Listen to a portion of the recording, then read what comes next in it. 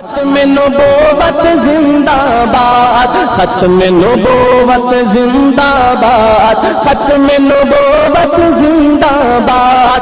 یہ کانفرنس بیداری ملت کے سلسلے میں منعقد کی گئی ہے۔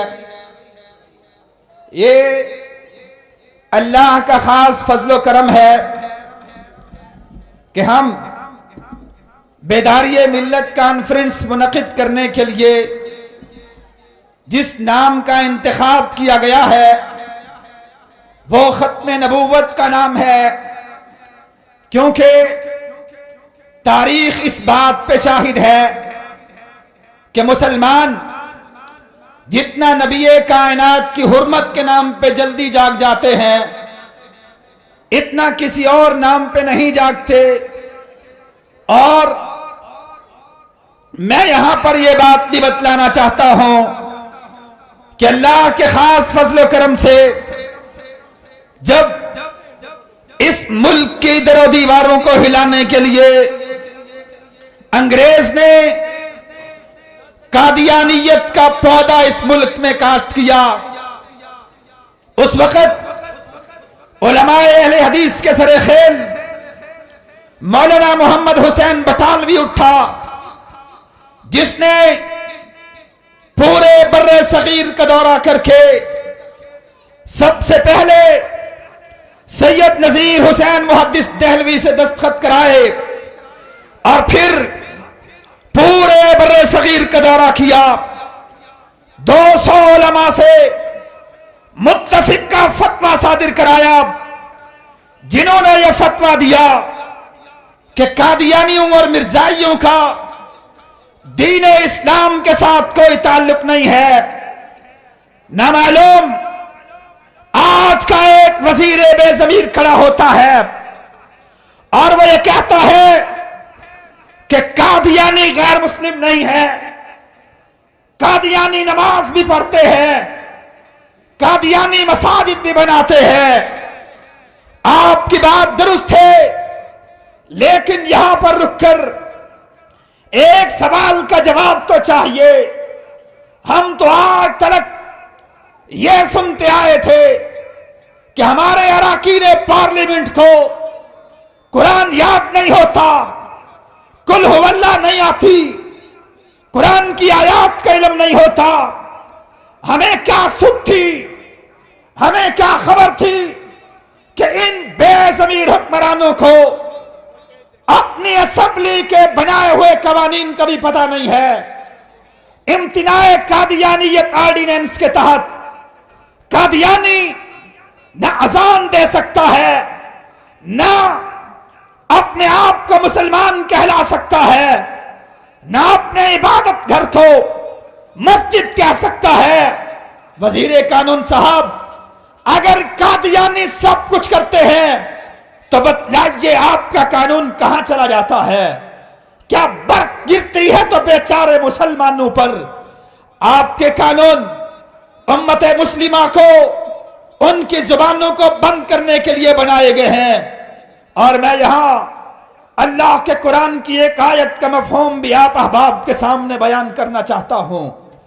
اللہ کے نبی علیہ السلام پر اللہ نے قرآن کو اتارا، فرمایا وما محمد ابا احد من رجالکم ولکن رسول اللہ وخاتم النبیین۔ لوگو، اللہ نے یہ ساری کائنات بنائی، اس کائنات کا نظام چلانے کے لیے، اپنی بات لوگوں تک پہنچانے کے لیے، دعوت دینے والے لوگوں کو بھیجا، انبیاء کا سلسلہ شروع کیا۔ انبیاء کا سلسلہ آدم سے شروع ہوا، جناب محمد الرسول اللہ تک ہر نبی یہ بتلاتا رہا میرے بعد فلاں آئے گا، میرے بعد فلاں آئے گا۔ مجھے یہاں پر علامہ حبیب الرحمن جزدانی یاد آئے، جنہوں نے یہ کہا تھا لوگو، یہ ساری کی ساری کائنات اللہ کی جلسہ گاہ سمجھیے۔ اس جلسے کو اللہ نے مقرر کیا اپنی توحید کا پیغام پہنچانے کے لیے۔ آدم سے خطبہ شروع ہوئے، نوح آئے، یعقوب آئے، یوسف آئے، جناب موسیٰ آئے، حضرت عیسیٰ آئے، ابراہیم خلیل اللہ آئے، اسماعیل آئے، سارے انبیاء یہ بتلاتے گئے ہمارے بعد فلاں کی باری ہے، میرے بعد فلاں کا نمبر ہے۔ یعقوب کہنے لگے میرے بعد یوسف آئیں گے، موسیٰ علیہ السلام کی باری آ گئی، عیسیٰ تک نوبت پہنچی، عیسیٰ نے یہ کہہ دیا وَيَأْتِي مِن بَعْدِ اسْمُهُ احمد، لوگو میرے بعد ایک نبی آئے گا، نام اس کا احمد ہے، نبی کائنات تشریف لائے، آقا نامدار آپ تشریف لے آئے، بتلائیے آپ کے بعد نمبر کس کا ہے۔ یہ کانفرنس یہ اللہ کی دعوت کے لیے، وَمَنْ أَحْسَنُ قَوْلًا مِّمَّنْ دَعَا إِلَى اللَّهِ، یہ احسن بات کرنے والے آپ تک آ پہنچے ہیں۔ اللہ کے نبی بتلائیے آپ کے بعد کس کا نمبر ہے۔ رب کا قرآن کہتا ہے اذا زلزلت الارض زلزالها، لوگوں جب آخری خطیب کسی کانفرنس میں تقریر کر لیتا ہے، شامیانے اتار لیے جاتے ہیں، لائٹیں بند کر دی جاتی ہے، قالین لپیٹ لیے جاتے ہیں، سارا نظام ختم کر دیا جاتا ہے، نبی کائنات آئے، فرمائے لوگوں میں نے توحید کی دعوت پیش کر دی، اب اذا زلزلت الارض زلزالها، یہ زمین کا بچھونا لپیٹ لیا جائے گا، اذا الشمس کورت واذا النجوم انکدرت، لوگوں اب آسمان پہ چمکتے ہوئے اللہ کی یہ لائٹیں بجھا دی جائیں گی۔ اب آخری خطیب اپنا خطاب کر چکا ہے، اپنی دعوت پہنچا چکا ہے، یوم نطوی السماء کطی السجل للکتب، لوگوں اب زمین کو لپیٹ لیا جائے گا، آسمان کو لپیٹ لیا جائے گا۔ افلا ينظرون الى الابل كيف خلقت والى السماء كيف رفعت والى الجبال كيف نصبت، یہ کناتے انہیں لگانے کے لیے میخیں گاڑتے ہو، رب نے بھی میخیں گاڑی ہیں، وہ میخیں پہاڑوں کی صورت میں ہیں۔